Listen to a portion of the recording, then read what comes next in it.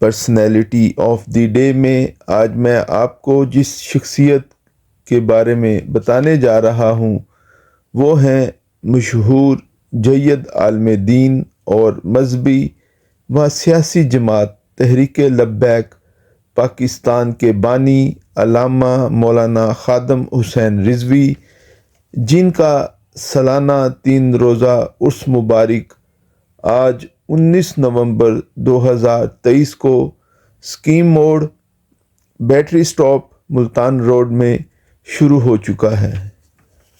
خادم حسین رضوی عصر حاضر میں اہل سنت و جماعت کے بریلوی مکتب کی دبنگ اور توانا آواز تھے۔ ناموس رسالت کے حوالے سے 2 ٹوک موقف کے حامل اور خود کو ختم نبوت اور ناموس رسالت کا چوکیدار کہلانا پسند کرتے تھے۔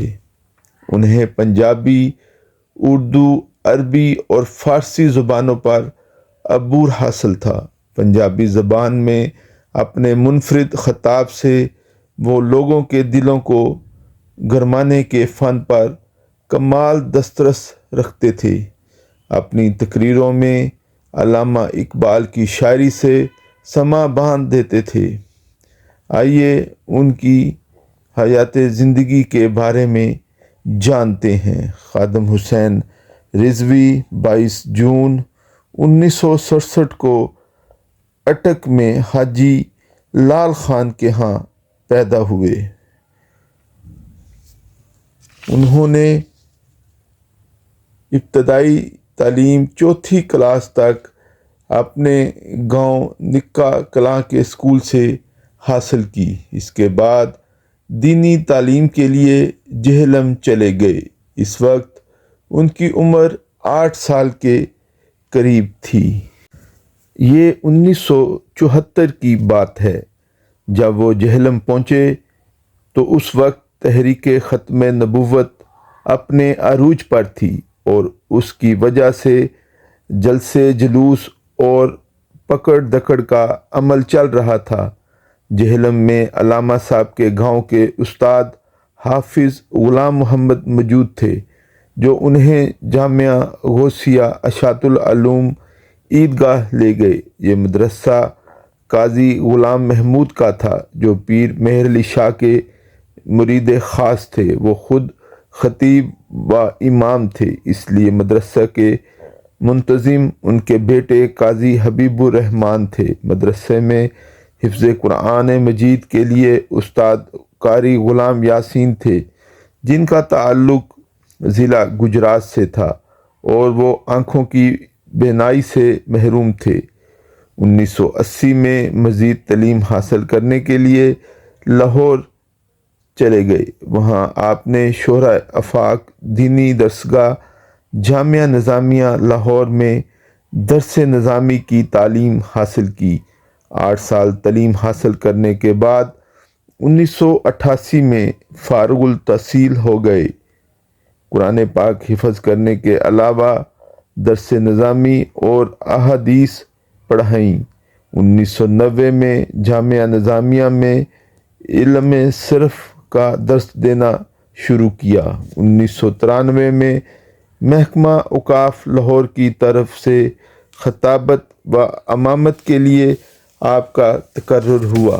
ان کی پہلی تقرری دربار سائیں کاماں والے گجرات میں ہوئی۔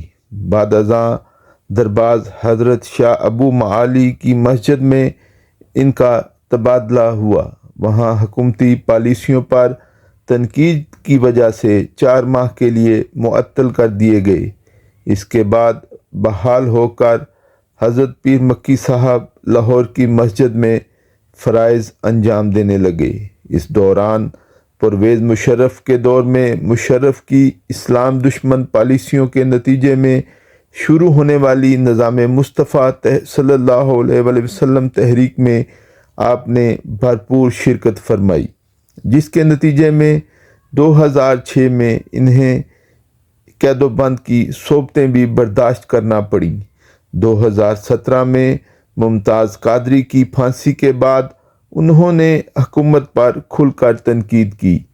جس کے نتیجے میں محکمہ اوقاف نے انہیں ملازمت سے برطرف کر دیا، جس کے بعد انہوں نے محکمہ اوقاف کی نوکری چھوڑ دی۔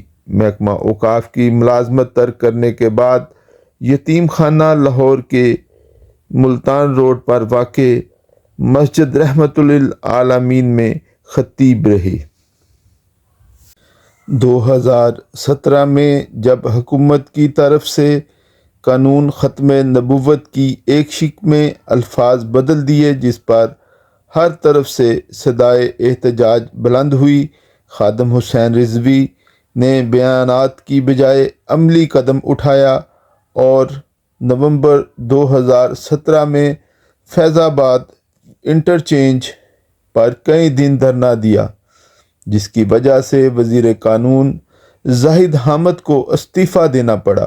2018 میں جب ہالینڈ نے گستاخانہ خاکوں کی نمائش کی تو آپ نے دوبارہ لاہور تا اسلام آباد مارچ کیا۔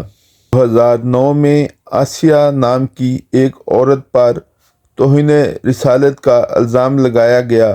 ہائی کورٹ نے اسے موت کی سزا سنائی، لیکن سپریم کورٹ میں اسے رہائی مل گئی، جس پر خادم حسین رضوی کا شدید رد عمل سامنے آیا۔ خادم حسین رضوی اور ان کی تنظیم کے عہدیداروں اور معاونین کو گرفتار کر لیا گیا۔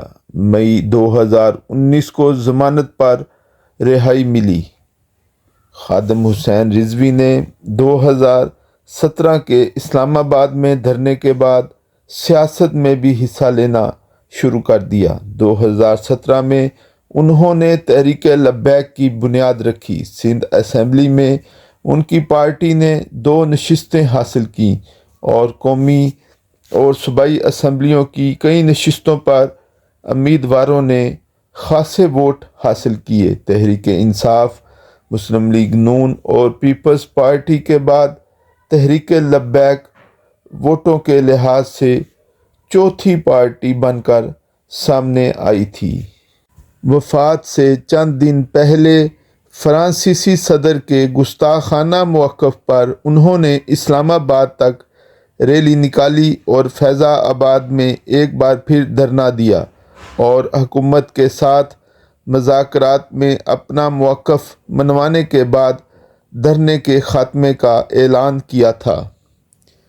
علامہ خادم حسین رضوی 19 نومبر 2020 کو چند روز بخار میں مبتلا رہنے کے بعد لاہور میں اپنے خالق حقیقی کے حضور پیش ہو گئے۔ مینار پاکستان میں ان کی نماز جنازہ ان کے بیٹے سعد رضوی نے پڑھائی، جس میں خلق خدا امڑ آئی۔ لاکھوں افراد جنازہ میں شریک ہوئے۔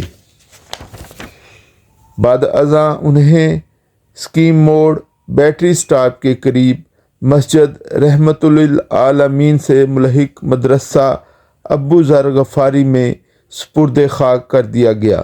ان کی وفات کے بعد ان کے صاحبزادے سعد رضوی کو تحریک لبیک کا جانشین مقرر کیا گیا۔ آخر میں میری آپ سے گزارش ہے کہ میرے چینل کو لائک اور سبسکرائب کرنا نہ بھولیے گا۔